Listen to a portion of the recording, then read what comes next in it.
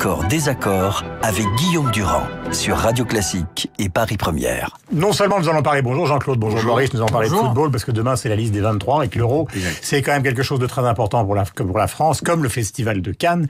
Je voudrais vous donner un petit souvenir, c'est 1998, le Festival de Cannes, un type insensé arrive donc au moment des récompenses pour prendre sa récompense en faisant croire à tout le monde qu'il a obtenu la palme alors qu'il n'a obtenu que le prix spécial du jury. Vous allez tout de suite reconnaître ce garçon célébrissime. Encore, mesdames et messieurs, mon cœur est époustouflant de ce moment. Et j'ai pas les mots pour vous donner tout mon amour. Que j'ai gagné la Palme d'Or. Qu'est-ce que c'est? Je l'ai dit, on ne sait jamais. À la télévision, qu'est-ce qu'on entend? Il a gagné la Palme d'Or. Merci de la Palme d'Or. Merci beaucoup de ce prix que c'est vraiment trop. Vous avez vraiment pris mon cœur avec tout l'amour. C'est mon premier festival de Cannes. Alors, le remerciement, je suis là avec une beauté comme ça, des beautés comme ça. Merci. Voilà donc Roberto Benigni dans un registre plus classique. Roman Polanski, grand metteur en scène, qui pour le pianiste a reçu la Palme d'Or en 2002 après avoir reçu l'Oscar pour le même film. Roman Polanski. Roman Polanski, the pianist. Je suis honoré et ému de recevoir un prix, ce prix prestigieux, pour un film qui représente la Pologne. Voilà, donc ces mots émus de Roman Polanski pour ce film, donc sur ce musicien, au moment évidemment des rafles allemands dans le ghetto de Cracovie. Alors, est-ce que vous avez, vous, l'un et l'autre, un souvenir, comment peut-on dire, émouvant, profond, sincère du Festival de Cannes? Et moi, j'y vais depuis quelques années. La seule émotion, c'est celle de certains films que j'ai vus. D'autres films que j'ai vus dont le metteur en scène avait la carte et qui était un film abominable et pour lequel je crains le pire avec lui. Oui, vous avez raison. Il a eu la Palme d'Or. Et pourtant, je suis un cinéphile. Pour ceux qui me connaissent bien, ils savent que j'aime le cinéma, que j'écris des scénarios. Donc, je suis loin d'être loin du cinéma. Et là, je comprends pas du tout. Ouais. Et le grand souvenir, c'est quoi alors? D'être confronté. Le grand souvenir de film. Du film en question? Oui, non, quel est le grand souvenir du film qui vous a vraiment plu? J'en ai eu plusieurs. J'ai beaucoup aimé Zodiac, qui est un très David très Fincher, bon film. Oui. Ouais. Qui est un polar de David Fincher. Maurice? Exact. Non, moi c'est un souvenir professionnel. J'étais tout jeune reporter. Je me suis retrouvé, on m'a demandé à la dernière minute d'aller faire une interview de Martin Scorsese, l'immense Martin Scorsese, à l'Hôtel du Cap, qui était une espèce de mythologie comme ça, l'Hôtel du Cap, jamais... À Antibes, donc, à Antibes, qui est l'endroit où se retrouvent toutes les stars. Toutes les stars du cinéma américain s'installent pendant le festival. Je devais avoir 23 ans et me retrouver à l'Hôtel du Cap face à Martin Scorsese. J'étais absolument terrorisé et il avait été absolument charmant. Donc, personnellement, c'est mon souvenir de Cannes. Grand souvenir. Jean-Claude, donc au nom du foot, vous publiez donc vos souvenirs chez Fayard, l'argentier du foot français. Tout a démarré, en gros, quand vous revenez d'Algérie après avoir fait beaucoup de petits boulots, y compris travailler pour un boucher de manière quasiment vraiment sanguinaire. Ça a commencé avec le FC Nantes. Pourquoi? Le FC Nantes était l'équipe mythique des années 60. Celle de Suodo, donc. Et c'est celle de Suodo, de Budzinski, le Chenadec, etc. C'est une équipe extraordinaire qui avait remplacé dans le cœur des Français le Stade de Reims. C'est la manière de jouer du FC Nantes, c'est une manière très sophistiquée, très technique, très travaillée, très technique, qui fait que on adhérait au jeu du FC Nantes. Donc c'était ce club qui était le club phare. Nous avions l'Olympique de Marseille, puisque j'étais à Marseille, rappelez-vous, mais c'était Leclerc qui était président de Marseille, et je reconnais que Leclerc n'était pas ma tasse de thé.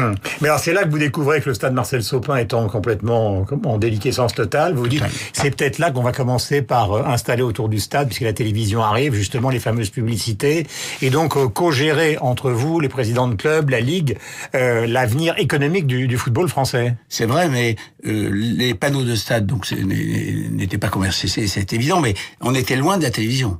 Il faut attendre après quasiment 8 à 10 ans pour qu'on installe la télévision, pour que je convainc mes présidents d'amener la télévision sur les stades, puisque ils prétendaient à tort que la télévision vidait les stades. Ils avaient comme exemple un match de Rennes qui s'était disputé 7-8 ans plus tôt, où Rennes avait joué en direct et avait fait 846 spectateurs. Et donc c'est un combat permanent que je vais avoir avec Fernand Sastre et avec Jean Sadoul, qui est mon père spirituel, qui est un de progrès comme Fernand d'ailleurs, pour leur dire mais ça marche pas comme ça. Avant ça, c'était la fédération, Jean Sadoul, c'était la Ligue. Mais c'était un duo formidable, un binôme formidable. Mais si on raconte cette histoire ce matin, c'est qu'on arrive à l'Euro, on arrive, et donc vous êtes aussi occupé de l'équipe de France, exact. On arrive à un moment qui est à la fois du sport, mais qui n'est plus tellement que du sport aujourd'hui.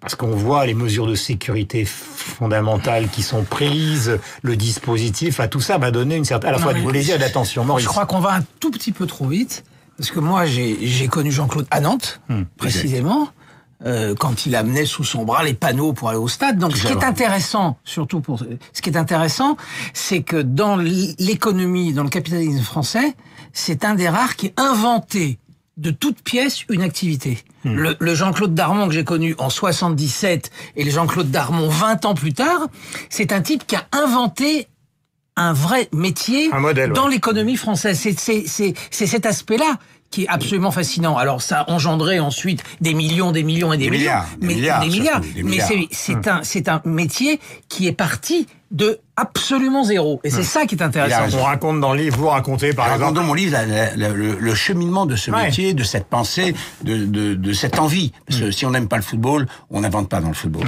Vous jouez beaucoup au foot dans les petits clubs quand vous êtes jeune, vous n'êtes pas très bon, vous êtes tenace, vous jouez toujours maintenant. Vous le savez bien. Vous rencontrez un moment... méchant sur un terrain. Vous le savez bien que j'étais tenace. On a joué ensemble. C'est vrai. Vous racontez un moment un rendez-vous avec Jean-Luc Lagardère par Bruno Dalle, Étienne Moujotte, enfin beaucoup de gens qui... Ça vous ici à Radio Classique d'ailleurs. Donc il y a beaucoup de gens dans les médias qui vous ont soutenu dans cette aventure. Vous parlez de Moujotte, vous parlez de Lescure, vous parlez de Bruno Dalle. Mais ils m'ont soutenu parce qu'ils me connaissaient. Pour ceux qui me connaissaient pas, dont certains journalistes, ils ont fait de moi une bête noire. Parce que marier le sport et l'argent, c'est une catastrophe de ce pays. Ce pays a un problème avec l'argent. On le sait bien. Dès lors que vous gagnez de l'argent, on suspect. On préfère l'argent d'héritage. Au moins, on sait d'où il vient. Mais l'entrepreneur qui réussit, c'est un vrai problème dans ce pays. D'où le procès, d'où l'affaire Mondard, parce que vous êtes tombé dessus. Oui, l'affaire Mondard, c'est une affaire qui est bien bricolée, qui est bien montée, et je vais être pris au piège dans une affaire de Toulon où je ne suis pour rien, ou quasiment pour rien, parce que Maurice le sait, parce que Maurice, dans son journal, l'événement du jeudi, va m'accrocher en disant, mais enfin, le chèque vient quand même de Jean-Claude Darmon. Il avait raison, il de ma société, le juge va m'inculper, et en m'inculpant, il s'étonne de pas avoir le juridique. C'est-à-dire, tous mes documents juridiques ont disparu. Il pense que je n'en ai pas. Voilà. Le détail est dans le livre de cette affaire de la réussite. Alors il y a ce passage qui est beaucoup commenté par la presse. C'est un moment où vous racontez que Michel Platini, après sa carrière, présentait des offres de programme à TF1, demande de l'argent, beaucoup d'argent.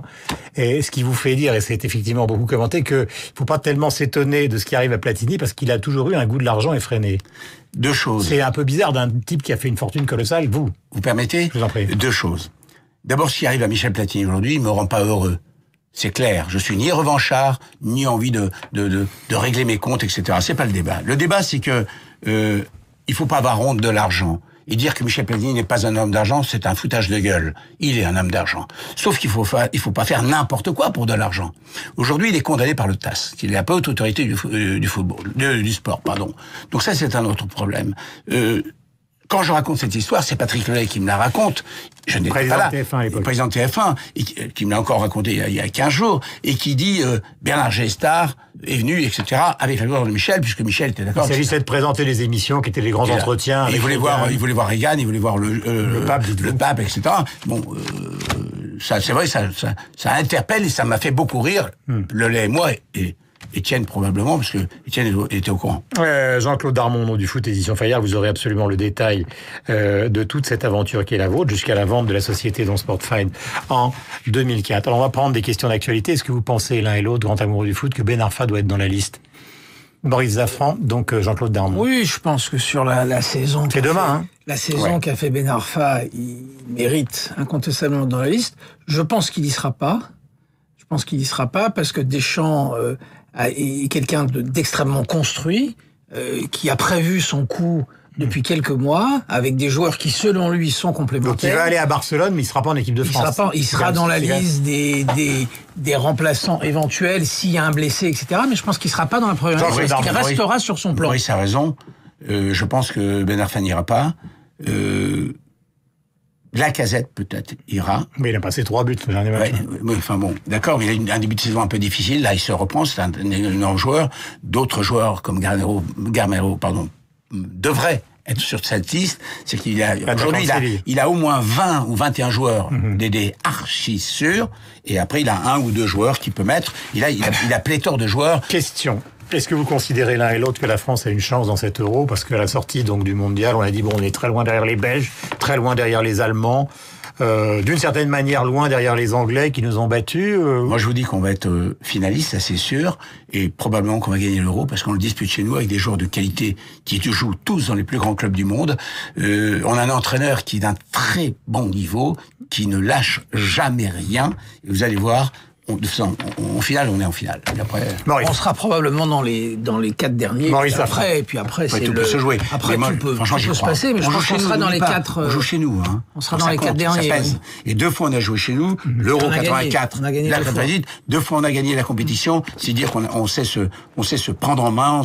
On a l'envie de l'envie. Est-ce que vous avez peur des questions de sécurité? Parce qu'on a beaucoup parlé avec le maire de Cannes tout à l'heure des questions de sécurité pour le festival.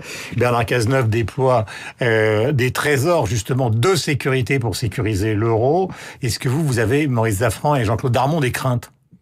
Des craintes, on peut évidemment en avoir. Ça va être de toute façon, ça va être le grand spectacle du mois de juin. Il est indispensable de continuer de vivre. Sinon, c'est la victoire des terroristes. Il n'y a pas le choix, de toute façon. Donc, le ministre de l'Intérieur prendra toutes les mesures possibles. Et puis, ça se passera sans doute bien.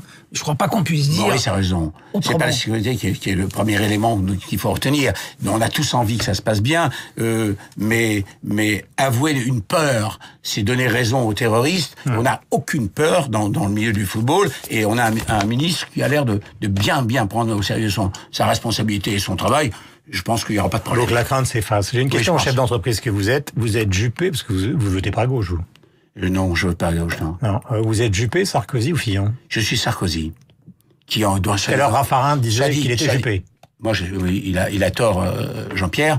Moi, je suis pour Sarkozy, dont l'opinion est injuste, puisque c'est le seul président qui s'est pris une catastrophe nucléaire économique. La crise de 2008, la double crise l'euro. Depuis la crise de 1929, c'est lui qui a tout pris dans la tête. Il nous a sorti. Raffarin était tout à l'heure du problème de Sarkozy, c'est qu'il est en gros pas raisonnable. Il fait plaisir à une partie de son électorat qui veut une baisse massive. Ils le font tous, lui, une fois moins que Juppé, non. Juppé, moins. Écoutez, Juppé me dit, droit dans ses bottes, j'ai encore lu. C'est la même formule qu'il a employée le jour où il était Premier ministre, droit dans les bottes pour les... Donc Sarkozy, vous êtes Sarkozy, vous resterez. Totalement, je resterai totalement sarkozyste. Dernier point qui concerne le PSG. Est-ce que vous avez l'impression que les Qataris un jour peuvent se quitter le sol français? C'est-à-dire, parce que si le PSG ne remporte toujours pas de Coupe d'Europe, est-ce qu'il y aura un désengagement des Qataris? Et donc on va revenir avec un championnat de France appauvri? C'est une question ça va prendre du temps. Moi, j'ai trouvé, Dieu sait si c'est un grand président, mais j'ai trouvé le peu de réaction médiatique sur la sortie incroyable qu'a fait Jean-Michel Aulas, qui aurait pu être considéré d'un racisme anti-qatari absolument incroyable quand il a dit il y a le Qatar et ensuite le championnat de France, excluant PSG du championnat de France. Je veux dire, le foot français aujourd'hui, c'est comme ça, doit remercier l'investissement du Qatar. Donc j'ai trouvé cette phrase absolument invraisemblable. Non. Moi, évidemment, l'investisseur qatari, c'est une aubaine, mais sans précédent pour le football français. Mais est-ce que c'est une aubaine pérenne? C'est la question que je posais. Elle sera pérenne parce qu'ils sont pérennes. Mais Maurice disait que il parlait de Jean-Michel Aulas. Il est provocateur, Jean-Michel. Ah oui, mais la phrase, elle est terrible. Dans le contexte actuel, elle est terrible. Elle représente beaucoup. Elle est terrible si elle est chez un politique, chez un homme comme lui qui est malin, très malin. Il met une pression terrible sur les arbitres, sur les PSG. C'est pour dire ne lâchez rien, parce que moi d'ailleurs, non, c'est vachement bien. Mais il ne pense pas ça. Il ne pense pas. Pour me l'avoir dit 100 fois, il ne pense pas ça. L'argentier du foot français raconte Fayard, Jean-Claude Darmon du foot. Le voici, le livre. Si vous voulez connaître donc justement la manière dont ce métier qui a consisté à financer en partie le foot français s'est constitué autour de Jean-Claude Darmon. Vous le foot mondial, Guillaume. C'était numéro au monde avec 783 millions de chiffres d'affaires par an. Bon, c'est pas mal, hein. C'est pas mal. Il est 8h55. Merci à vous deux.